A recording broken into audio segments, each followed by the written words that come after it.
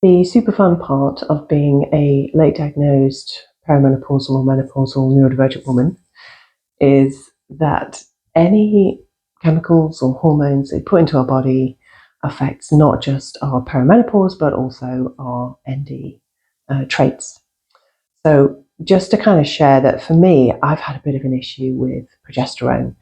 Um, in the UK, I don't know what it's like globally, but 10 to 20% of women are intolerant of progesterone, and it creates very low mood. And I definitely become a bit angry a few days before my period, and I've always had this. So during my child rearing years, childbirth years, I was on the combined pill, and it took me ages to figure out that I had terrible depression back then, and I assumed that it was all to do with the fact that I had damage from the past and trauma and stuff like that. But actually, some of it was that I was intolerant of progesterone.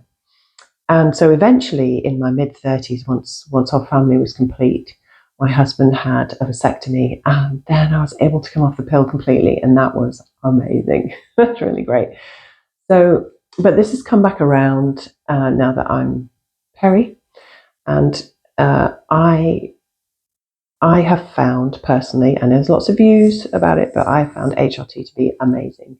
I'm quite late into my perimenopause journey, so I don't have too many peri symptoms as such, but definitely I was really struggling with my ND traits. So I had massive brain fog, really low executive function, really low motivation, low mood, etc., etc.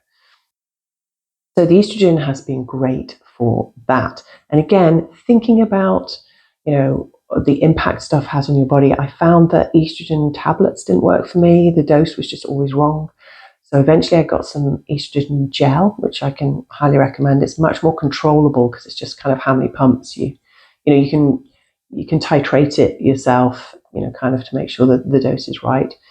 So that's been great. But the caveat is that if you are still having a natural cycle, a natural monthly bleed, you have to take progesterone as well. This is to make sure that you keep on having that monthly bleed rather than the lining of your womb getting thicker and thicker and potentially putting you at risk of uterine cancer. So I'm stuck with having to take the progesterone, which I'm allergic to, in order to get the benefits of the estrogen. And so my month is kind of, I have like 2 weeks of being me and being able to think and do stuff. And obviously I've planned my workload and calendar and stuff as much as I can to make the most of that. But I have to take the progesterone days 15 to 26 on my cycle. And when I start taking it, it's a slow descent, really. I can feel it impacting me after about 3 days of taking it. I start getting my rejection sensitivity disorder, start feeling anxious, start feeling like a complete loser. A few more days in, my executive function starts to go. For like the week before I actually bleed, my brain just shuts down. There's not much I can actually achieve. It's really difficult. And I definitely do become quite bad-tempered about 2 or 3 days before. My partner calls it stabby. Become stabby. And this is obviously impacting my work life and my relationships hugely. I don't want to be like that.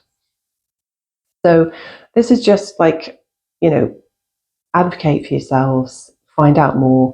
I found out, for instance, on progesterone, a lot of you may be recommended the Mirena coil, which is like a progesterone coil, which gives like a low level of progesterone the whole time and protects against uterine cancer. I've heard mixed reports about that. It might work for you. Definitely doesn't work if you're allergic to progesterone. The last thing you want is that all the time. There's synthetic progesterone and body identical progesterone, and you're much more likely to be allergic to the synthetic. So I'm on body identical, and it's better than it was, but as I say, it really is still impacting me. So I've now discovered that it's possible to get a kind of pessary, like a topical form of body identical progesterone that you can just apply for much fewer days of the week, of the cycle, directly sort of towards the cervix, near the cervix.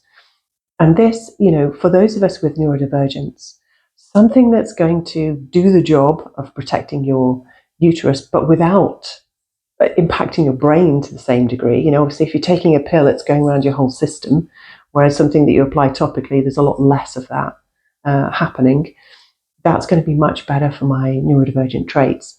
So, make sure that your GP understands that you're kind of trying to ride two horses here, not just to manage the physical symptoms like night sweats and heat flashes and things like that of perimenopause, but you're also trying to navigate your neurodivergent traits.